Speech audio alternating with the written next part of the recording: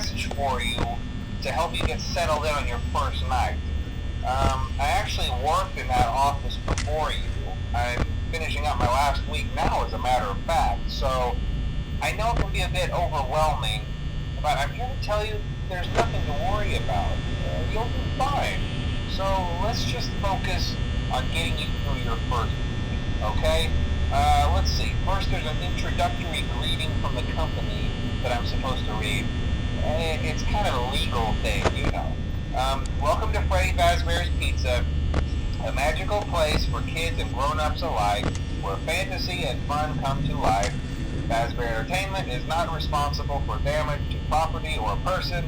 Upon discovering that damage or death has occurred, a missing person report will be filed within 90 days or as soon as property and premises have been thoroughly cleaned and bleached and the carpets have been replaced. Blah, blah, blah. Now, that might sound bad, I know, but there's really nothing to worry about. The animatronic characters here do get a bit quirky at night, but do I blame them? No. If I were forced to sing those same stupid songs for 20 years and I never got a bath, I'd probably be a bit irritable at night too. So remember, these characters hold a special place in the hearts of children and we need to show them a little respect, right? Okay. So just be aware, the characters do tend to wander a bit. They're left in some kind of free roaming mode at night. Something about their servos locking up if they get turned off for too long. They used to be allowed to walk around during the day too, but then there was the bite of 87. Yeah, it's amazing that the human body can live without the frontal lobe, you know? Now, concerning your safety, the only real risk to you as a night watchman here, if any, is the fact that these characters, if they happen to see you after hours, probably won't recognize you as a person. They'll most likely see you as a metal endoskeleton without its costume on. Now, since that's against the rules here at Freddy Fazbear's Pizza, they'll probably try to forcefully stuff you inside a Freddy Fazbear suit. Now, that wouldn't be so bad if the suits themselves weren't filled with cross beams, wires, and animatronic devices, especially around the facial area. So you can imagine how having your head forcibly pressed inside one of those could cause a bit of discomfort and death. The only parts of you that would likely see the light of day again would be your eyeballs and teeth when they pop out the front of the mask. Yeah, they don't tell you these things when you sign up. But hey, first station of the breeze. I'll chat with you tomorrow. Check those cameras and remember to close the doors only if absolutely necessary. Gotta conserve power. Alright, good night.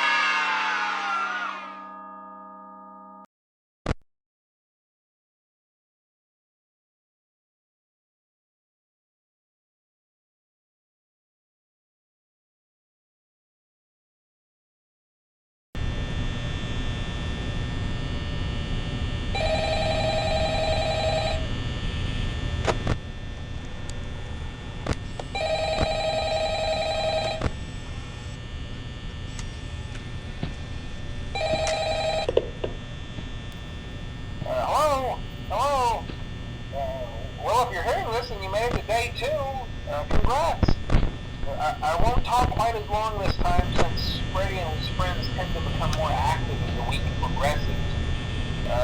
It might be a good idea to peek at those cameras while I talk, just to make sure everyone's in their proper place, you know. Interestingly enough, Freddy himself doesn't come off stage very often.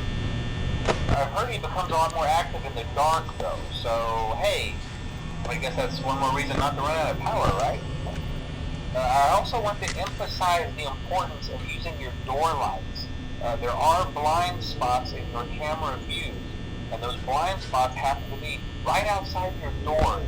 So if you can't find something or someone on your cameras, be sure to check the door light. You might only have a few seconds to react.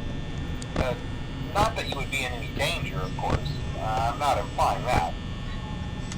Also, check on the curtain in Pirate Cove from time to time.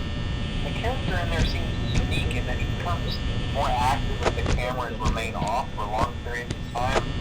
I guess he doesn't like being watched. I don't know. Anyway, I'm sure you have everything under control. Talk to you soon.